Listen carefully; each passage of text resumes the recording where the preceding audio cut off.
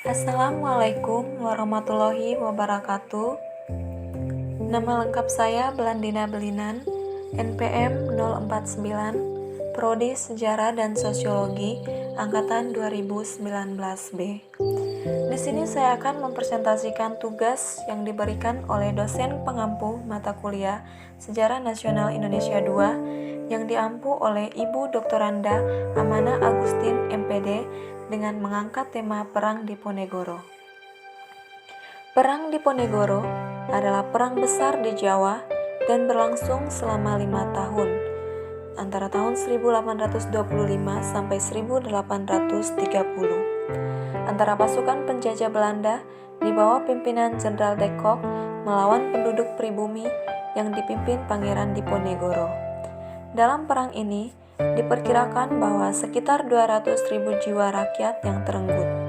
Sementara itu, di pihak serdadu Belanda, korban tewas berjumlah 8.000. Pada pertengahan bulan Mei 1825, pemerintah Belanda yang awalnya memerintahkan pembangunan jalan dari Yogyakarta ke Magelang lewat Muntilan mengubah rencananya dan memberontakkan jalan itu melewati Tegal Rejo. Ternyata di salah satu sektor, Belanda tepat melintasi makam dari leluhur Pangeran Diponegoro. Hal ini membuat Pangeran Diponegoro tersinggung dan memutuskan untuk melawan Belanda.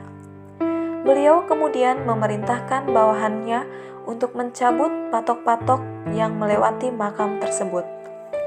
Karena dinilai telah memberontak, pada 20 Juli 1825, Belanda mengepung rumah Diponegoro.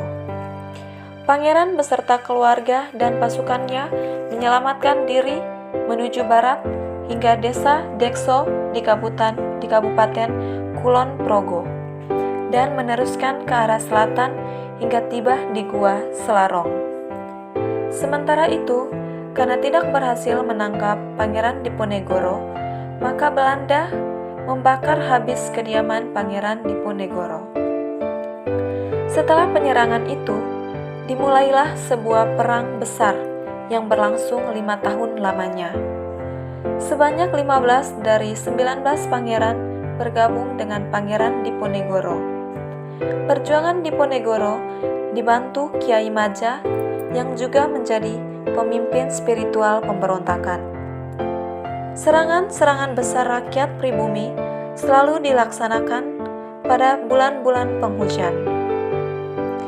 Pada puncak peperangan, Belanda mengerahkan lebih dari 23.000 orang tentara dan pada tahun 1827, Belanda melakukan penyerangan terhadap Diponegoro dan menggunakan benteng sehingga pasukan Diponegoro terjepit. Pada tahun 1829, Kiai Majah ditangkap. Kemudian Pangeran Mangkubumi dan Panglima utamanya Sentot Alibasya menyerah kepada Belanda.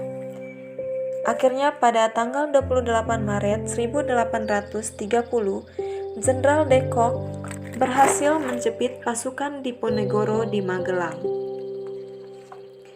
Pangeran Diponegoro menyatakan bersedia menyerahkan diri dengan syarat sisa anggota laskarnya dilepaskan. Maka Pangeran Diponegoro ditangkap dan diasingkan ke Manado, kemudian dipindahkan ke Makassar hingga wafatnya di Benteng Rotterdam tanggal 8 Januari 1855. Sekian dan terima kasih.